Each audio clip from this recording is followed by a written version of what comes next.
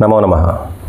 ज्योतिष वेद पुराण के अनूठे प्रयोग। इस कार्यक्रम में आज हम आपके लिए लेकर आए हैं काल भैरवाष्टकम। काल भैरवाष्टकम भगवान भैरव को प्रसन्न करने का बहुत ही दिव्य और उत्तम स्तोत्र है। इस स्तोत्र में भगवान भैरव की विशेष रूप से प्रार्थना की गई है, उनकी स्तुति की गई है, जिससे कि भैरव अति प्रसन्न हो जाते हैं। और भैरव पूजा राहु देवता की प्रसन्नता के लिए भी की जाती है। जब भी हमारे जीवन में राहु ग्रह द्वारा कोई पीड़ा हमें प्राप्त होती है, तो उस पीड़ा के निवारण के लिए, राहु ग्रह की प्रसन्नता के लिए प्रायः भैरव स्तोत्र का और भैरव पूजा का विधान शास्त्र में बताया गया है। तो यदि आप अपने कुल भैरव का पूजन करना चाहें, अथवा तो अष्ट भैरव का पूजन करना चाहें, अथवा तो राहु देवता की प्रसन्नता के लिए कोई स्तोत्र पाठ करना चाहें, तो आप भैरवाष्टक का पाठ कीजिए, क्योंकि ये एक ऐसा दिव्य स्तोत्र है जिसके पाठ करने से भैरव और राहु देवता दोनों प्रसन्न होते हैं। तो आइए आप भी सीख लीजिए भैरवाष्टक का शुद्ध पाठ।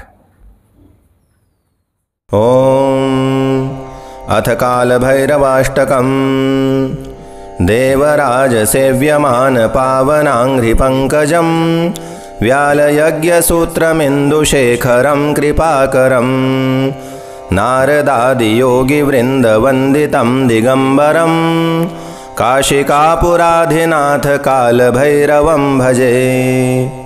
भानुकोटिभास्वरं भवाब्धितारकं परं नीलकण्ठमीप्सितार्थदायकं त्रिलोचनं कालकालमम्बुजाक्षमक्षशूलमक्षरं काशिकापुराधिनाथ कालभैरवं भजे। शूलटङ्कपाशदण्डपाणिमादिकारणं श्यामकायमादिदेवमक्षरं निरामयं भीमविक्रमं प्रभुं विचित्रताण्डवप्रियं काशिकापुराधिनाथ कालभैरवं भजे। भुक्तिमुक्तिदायकं प्रशस्तचारुविग्रहं भक्तवत्सलं स्थितं समस्तलोकविग्रहं विनिक्वणन्मनोज्ञहेमकिङ्किणीलसत्कटिं काशिकापुराधिनाथ कालभैरवं भजे। धर्मसेतुपालकं त्वधर्ममार्गनाशकं कर्मपाशमोचकं सुशर्मदायकं विभुं स्वर्णवर्णशेषपाशशोभिताङ्गमण्डलं काशिकापुराधिनाथ कालभैरवं भजे। रत्नपादुकाप्रभाभिरामपादयुग्मकं नित्यमद्वितीयमिष्टदैवतं निरञ्जनं मृत्युदर्पनाशनं करालदंष्ट्रमोक्षणं काशिकापुराधिनाथ कालभैरवं भजे।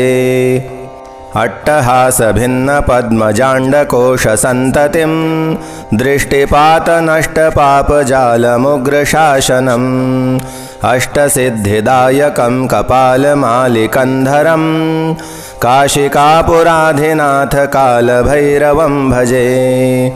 भूतसङ्घनायकं विशालकीर्तिदायकं काशीवासलोकपुण्यपापशोधकं विभुं नीतिमार्गकोविदं पुरातनं जगत्पतिं काशिकापुराधिनाथ कालभैरवं भजे।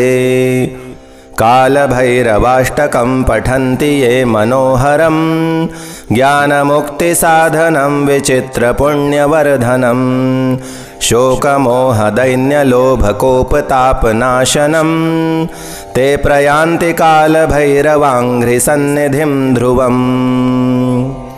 इति श्रीमद् शंकराचार्य विरचितं कालभैरवाष्टकं सम्पूर्णम्।